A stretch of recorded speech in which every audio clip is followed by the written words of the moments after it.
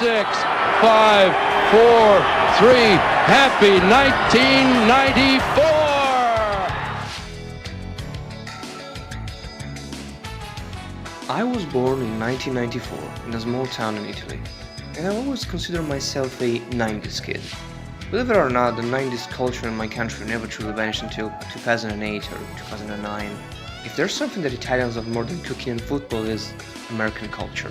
And when I talk about culture, I'm talking about the TV program my generation were exposed to for our longest of time. On the cartoon side we have X-Men, Spider-Man and Goof Troop, Batman the Animated Series, Animaniacs, DuckTales, Beavis and Butthead, Gargoyles, Freakazoid, not counting the thousand upon thousand of badass anime releases from Japan that mimics American culture. Then we have movies like Beverly Hills Cops, Commando, RoboCop, Wall Street, Predator, Demolition Man, Scarface, oh boy, too many to count.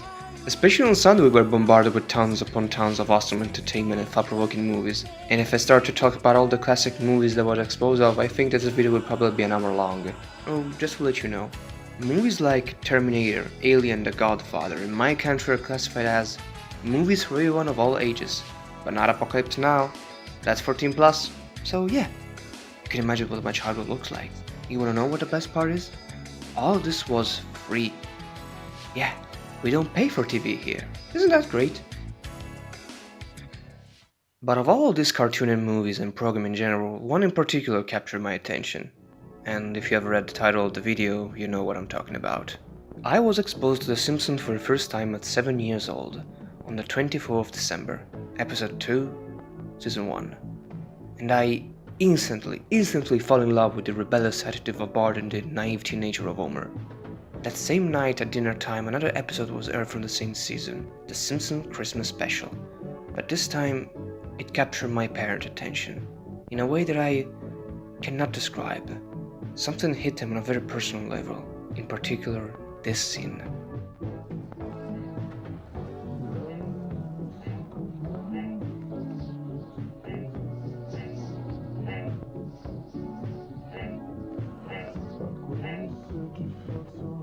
And this is how it started. From that moment on every day at lunch, me and my family turned on the TV and religiously watched The Simpsons, laughing at the foolish Homer while at the same time feeling warm every time he tried to fix his mistake for the love of his family. To this day I remember my father laughing hysterically when they revealed who shot Mr. Burns, and the sweet but sad smile of my mother when Homer's mom had to escape, abandoning his son once more. For me and my family, The Simpsons represent a special moment of the day. A moment when we can all be in the same place at the same time. This allows us to suffocate our bond by discussing the theme of the episode or what we think about. As you can imagine, I own a lot to The Simpsons. This animated family has helped us remember what a family is. Sometimes it's hard, but at the end of the day, what matters is that we love each other. And only by sticking together we can become a better person. With the passing of time, something strange happened.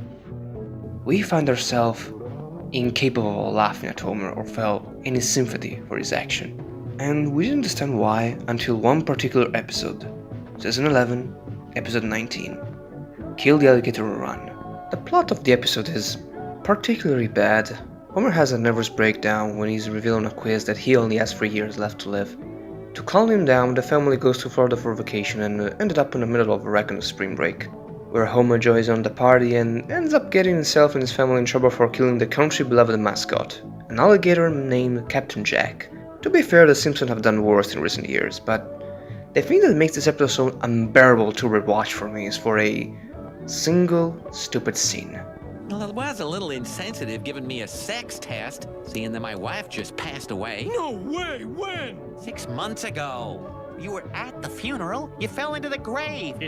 Oh yeah, I saw it go for what a day. And at this point, I vividly remember my mouth shout, "Wow, look at this guy.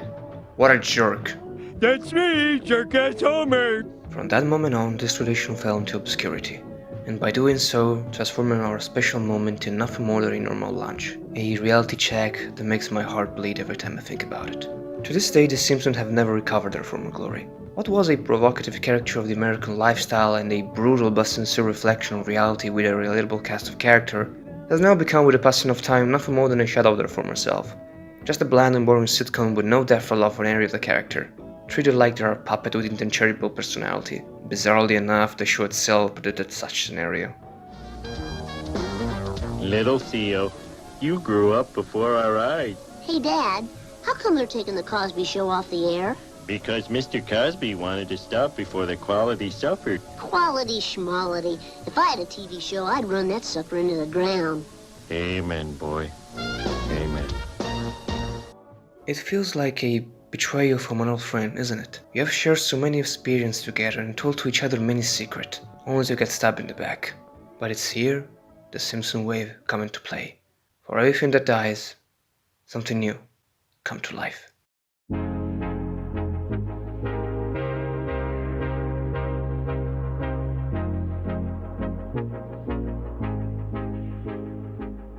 This single clip is responsible for the creation of Simpsonwave.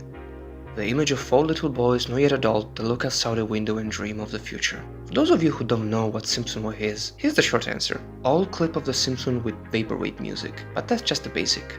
A rapid search on YouTube will provide tons and tons of videos that do more than that. Videos like Crisis and Sunday School are the prime example. Various clips from different episodes of The Simpsons heavily altered by VHS effect, merging with each other that create a story of their own. Most of the time tragic tale of love, existentialism and death. One video in particular that I think is the most beautiful and underrated of the genre goes by the name Simpsonwave, Don't Cry For Me, by Analog by Nature, in which we explore the tragedy known as the life of Barney Gumble. Barney has always been one of my favorite characters.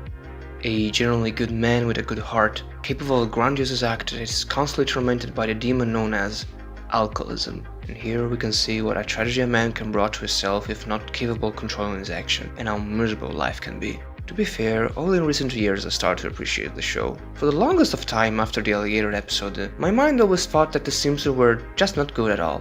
And every good memory that I have of the show were just false memory or exaggerated thing made up by the stupid kid that I was. Only after discovering Simpsonwave I started to questioning all my thoughts regarding it. If the Simpsons were just bland, how can videos like this exist? How can a bland product create such beautiful things? And why so many people, myself included, related to it so much? So I decided to rewatch The Simpsons, from season 1 to 8. And slowly but surely, I finally understand what makes Simpsonwave so relatable.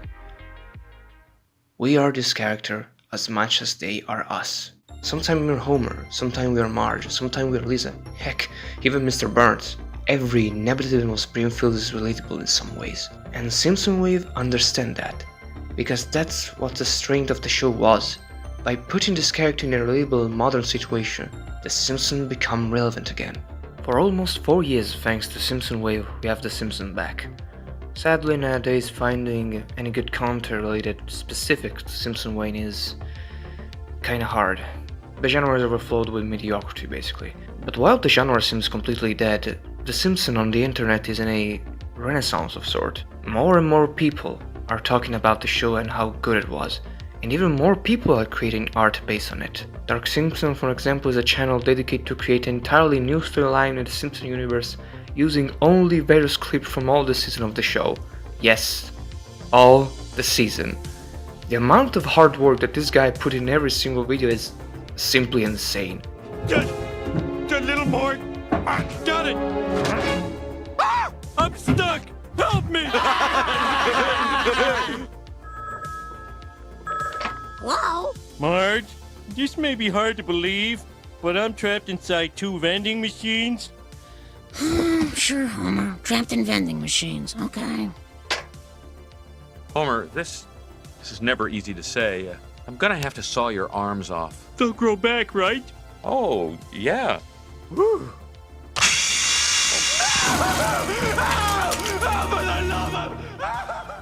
Oops. Uh-oh, SpaghettiOs! Oh, man. Bernie, no, don't! I'm not a zombie, but hey, when in Rome. Another great creator is Dunkmus, a musician with enormous talent that uses all Simpson clip, most of the time catchphrase or memorable scene, and makes music out of it. Young, rich, young, rich, young, rich, and full of sugar. What do we do?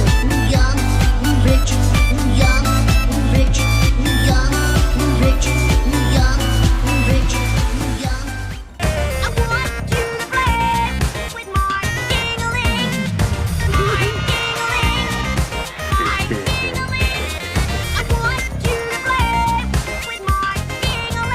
life is over.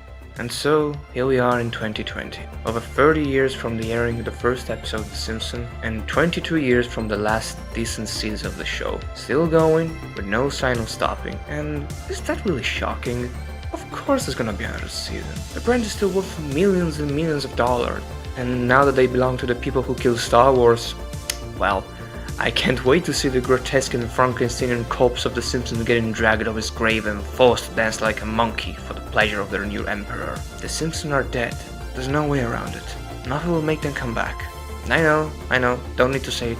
Let me do it for you. Come on, man, don't lose hope. Never say never. No. They will never make the sugar again. They don't care. Just look at Poo. They don't care about quality. It makes money? Yes.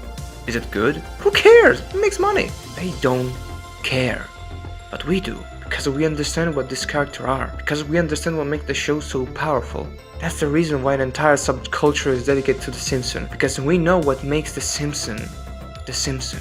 And with that being said, my friend, remember, if you ever feel lost or in need of company, come to visit old Springfield. But beware, The Simpsons and all the inhabitants of Springfield move on to another place. It's called the internet, and trust me when I say, it's beautiful.